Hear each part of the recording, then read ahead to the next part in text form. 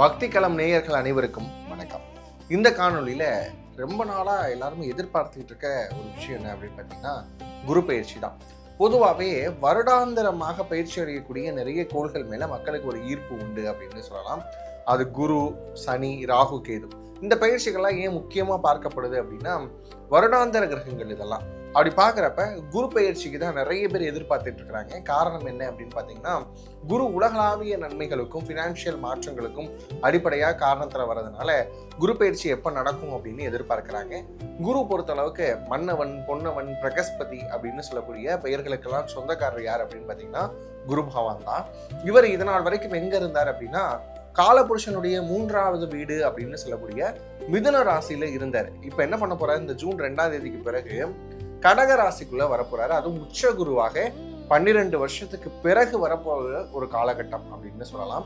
அந்த வகையில மேஷம் முதல் மீனம் வரைக்கும் இருக்கக்கூடிய காணொலியை நம்ம பார்க்க போறோம்.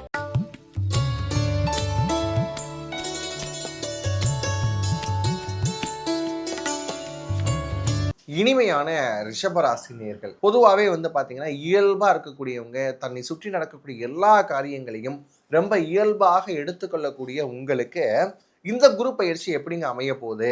2024 நாங்கள் ரொம்ப முக்கியமாக எதிர்பார்க்கிறது குரு பயிற்சியை தான் அப்படின்னு சொல்லி ரிஷபராசிக்காரங்க ரொம்பவுமே காத்திருக்கிறாங்க. ஜூன் 2ஆம் தேதி அதுவும் மிதுன ராசியிலிருந்து கடகராசிக்கு போகக்கூடிய குரு பகவான் உங்களுக்கு மிகப்பெரிய நன்மைகளை கொடுக்க போறாரு. ஏன் அப்படின்னு பார்த்தீங்கன்னா, எந்த ஸ்தானத்துக்கு வராரு? இதனால் வரைக்கும் ஃபேமிலி ஃபினான்ஸ் அப்படிங்கிறது 2ஆம் இடம். இப்போ அடுத்து எங்கே போகிறாரு? முயற்சி ஸ்தானத்துக்குள்ளே போகிறாரு. அப்போ முயற்சி ஸ்தானத்தில் போகக்கூடிய குரு கண்டிப்பாக எல்லா விஷயத்துலையுமே மிக சிறப்பான பலன்களை கொடுப்பார் அப்படிங்கிறதுல எந்த விதமான மாற்று கருத்தும் இல்லை. சரி, குரு பகவான் அமர்ற இடத்தை விட பார்க்கிற இடத்துக்கு சிறப்பு அதிகம் இல்லையா? உங்கள் ராசியிலிருந்து எந்தெந்த இடங்களை குரு பார்க்கிறார் அப்படின்னு பார்த்தீங்கன்னா, உங்கள் ராசியிலிருந்து 7ஆம் இடத்தை குரு பார்க்கிறார். அதுக்கப்புறம் 9ஆம் இடம், 11ஆம் இடம்.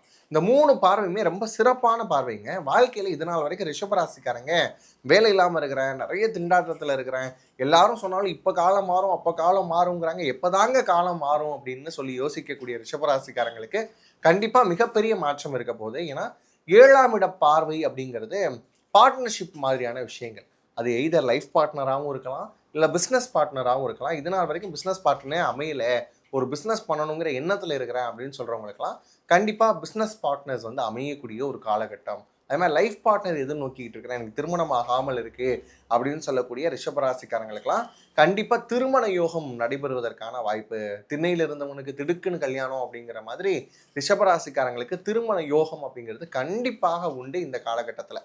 அடுத்து வாங்க 9ஆம் இடம். 9ஆம் இடம் என்னது? பாக்கியஸ்தானம். இது நாள் வரைக்கும் நம்ம போட்டிருக்க எஃபர்ட்ஸ்க்கெல்லாம் இன்னைக்கு தான் விடிவு காலம் அப்படிங்கிற ஒரு விஷயம்.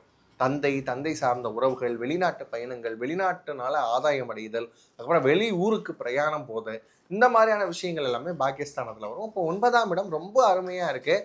குருவினுடைய பார்வை கிடைக்குது அப்படிங்கிறப்பயே ஆக்டிவேட் ஆகக்கூடிய 9ஆம் இடத்தினால நிறைய நல்ல பலன்களை ரிஷபராசிக்காரங்க எதிர்பார்க்க போகிறீங்க.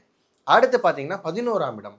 11ஆம் இடம் என்னங்க? லாபஸ்தானம். எதுல லாபம்? இதனால் வரைக்கும் நீங்கள் எதிலெல்லாம் லாபம் வரலையோன்னு நினச்சிங்களோ அது எல்லாத்துலேயுமே லாபம் வரக்கூடிய ஒரு காலகட்டம். அப்போ பாருங்க, 7, 9, 11 அப்படின்னு சொல்லக்கூடிய முக்கியமான 3 இடங்கள் இயங்கக்கூடிய இந்த காலகட்டத்தில் கண்டிப்பாக இந்த நேரத்தை நீங்கள் முறையாக பயன்படுத்திக்கணும். இன்னும் ரிஷபராசிக்காரங்களுக்கு நல்ல நேரம் வந்துருச்சு அப்படின்னு சொன்னாலே நம்பவே மாட்டாங்க.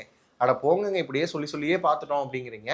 இனி உண்மையாகவே நல்ல காலம் அப்படிங்கிறது உண்டு. அதுக்கேற்ற மாதிரி நீங்கள் செயல்பட ஆரம்பிக்கலாம். இப்போ அடுத்து வருவோம், ஃபேமிலி அண்ட் ஃபினான்ஸ் எப்படிங்க இருக்கும்? ஃபேமிலியில் இது நாள் வரைக்கும் உங்களுக்கு நிறைய அவப்பெயர்கள் இருந்திருக்கும். இவர் பேசுவாருங்க, ஆனால் ஃபேமிலிக்காக எதுவும் செய்ய மாட்டார். லைக் இவர் பேசுகிறதெல்லாம் இந்த காதில் வாங்கிட்டு இந்த காதில் விட வேண்டியது தான். குடியாரம் பேச்சு கூட விடிஞ்சாதான் போச்சு, இவங்க சொல்கிறதெல்லாம் இந்த நிமிஷமே போச்சு அப்படிங்கிற மாதிரி யோசிச்சுக்கிட்டு இருந்த குடும்பத்தில் உங்களுக்கான மரியாதை அப்படிங்கிறது கண்டிப்பாக வரக்கூடிய ஒரு காலகட்டமாக, ஃபினான்ஷியல் லெவலில் அடுத்த கட்டம் முன்னேறுவதற்கான வாய்ப்புகளை கொடுக்கக்கூடிய ஒரு குரு பயிற்சியாக இந்த குரு பயிற்சி உங்களுக்கு அமைய போகுது.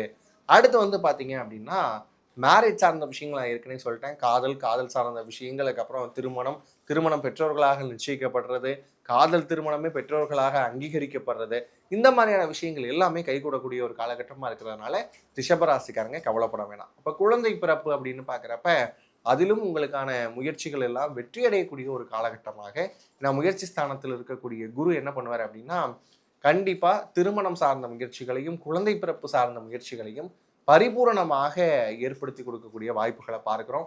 அதுக்கப்புறம் இது நாள் வரைக்கும் வந்து பார்த்தீங்கன்னா, இன்வெஸ்ட்மெண்ட் சார்ந்த விஷயங்கள்ல எங்களுக்கு பயம் இருக்கு அப்படின்னு சொல்லக்கூடிய ரிஷபராசிக்காரங்களுக்கு இன்வெஸ்ட்மெண்ட்ஸ் எல்லாமே தாராளமாக பண்ணலாம். பொதுவாகவே வந்து இன்வெஸ்ட்மெண்ட் பண்ணுறதுக்கு கூட காசு வராமல் இருக்குது அப்படின்னு சொல்கிறவங்க எல்லாருமே இன்வெஸ்ட்மெண்ட் நோக்கி பயணிக்கக்கூடிய காலகட்டமாக இது மாறும் அப்படிங்கிறதுல எந்த விதமான மாற்று கருத்தும் கிடையாது. ஏன்னா கெரியர் நல்லா இருக்க போது, ஜாப் ஆப்பர்ச்சுனிட்டிஸ் நல்லா இருக்க போது, பிஸ்னஸ் நல்லா இருக்க போது, ஃபினான்ஷியல் லெவல் நல்லா இருக்க போது. அப்போ இன்வெஸ்ட்மெண்ட் அப்படிங்கிறதும் தாராளமாக செய்யக்கூடிய அமைப்புகள் அப்படிங்கிறது உண்டு. ஹெல்த் ரிலேட்டடான விஷயங்கள்ல எப்படி இருக்குது அப்படின்னு கேட்டால், இது நாள் வரைக்கும் 2ஆம் இடத்துல இருந்து சில நேரங்களில் வாக்குஸ்தானம், பேச்சு உறுப்புகள் எல்லாம் தைராய்டு மாதிரியான இஷ்யூஸ் கூட வந்திருக்கும். இனி வந்து வரக்கூடியவங்களுக்கு எப்படி இருக்கும் அப்படின்னு பார்க்குறப்ப, குருவின் காரணமாக நிறைய தெளிவு கிடைக்க போகுது. அப்போ மென்டல் இல்னஸில் இருக்கக்கூடியவங்க, ஸ்ட்ரெஸ்ஸில் இருக்கிறவங்க, இவங்கெல்லாம் ரிலீஸ் ஆகக்கூடிய ஒரு காலகட்டமாக இந்த காலகட்டத்தை பார்க்குறோம். இப்போ கண்டிப்பாக மனம் மாற்றம், உடல் மாற்றம் அப்படிங்கிறதெல்லாம் இருக்க போது. மன மாற்றத்தினால உடலை பேணி பராமரிக்கணும் அப்படிங்கிற உணர்வு வரக்கூடிய காலகட்டமாகவும் நம்ம இதை பார்க்குறோம். இது ரொம்ப அருமையாக இருக்கக்கூடிய ஒரு விஷயம். அதுக்கப்புறம் யாரையும் நம்பி வந்து எந்த விஷயமும் சொல்ல முடியல, செய்ய முடியல அப்படின்னு சொல்லிட்டு இருந்த ரிஷபராசிக்காரங்களுக்கெல்லாம் இனி வரக்கூடிய காலகட்டத்தில் துணிச்சலாக இறங்கக்கூடிய வாய்ப்புகள் அப்படிங்கிறது இருக்குது. அப்போ ஓவராலாக பார்க்குறப்ப குருவினுடைய பார்வை 7, 9, 11 கிடைக்கக்கூடிய இந்த காலகட்டத்தில் 10க்கு உங்களுக்கு எவ்வளோ மதிப்பெண்கள் கொடுக்கலாம் அப்படின்னு பார்க்குறப்ப, நில ராசியில் வரக்கூடிய உங்களுக்கு 9 மதிப்பெண்கள் வரையும் கொடுக்கலாம். இன்னொன்று 10 கூட கொடுக்கலாம். ஆனால் நீங்கள் கொஞ்சம் எச்சரிக்கையாக இருக்கணும் அப்படிங்கிறதுனால 9 மதிப்பெண்கள் வந்து நான் கொடுக்குறேன். என்ன விதமான எச்சரிக்கை அப்படின்னா, ஒரு விஷயத்தில் முடிவெடுக்கிறப்ப இது சரியாக வருமா, நாளைக்கு சரியாக வருமா அப்படிங்கிறத லாங் டேர்முக்கு யோசிச்சு முடிவெடுத்தீங்க அப்படின்னு சொன்னால் 10க்கு 10 கொடுக்கலாம். இந்த குரு பயிற்சி உங்களுக்கான குரு பயிற்சி தான். முறையாக சரியாக வந்து இதை பயன்படுத்திக்கோங்க.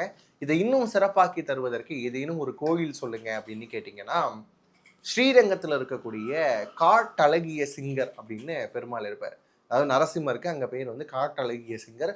கம்பர் அரங்கேற்றம் செய்யும் போது நான் இருக்கிறேன் அப்படின்னு சொல்லி உரு கொடுத்து அதுக்கு அசிரீரி கொடுத்த ஒரு தெய்வம் அப்படின்னு பார்த்தீங்கன்னா காட்டழகிய சிங்கர். அவரை படியேறி சென்று வழிபட்டீங்க அப்படின்னு சொன்னால் வாழ்க்கை படிப்படியாக முன்னேறது உங்களால் உணர முடியும். இதே மாதிரியான இன்னொரு காணொளியில் உங்களை சந்திக்கும் வரை உங்களிடமிருந்து விடைபெறுவது நான் உங்கள் பாலுவானந்த். நன்றி, வணக்கம்.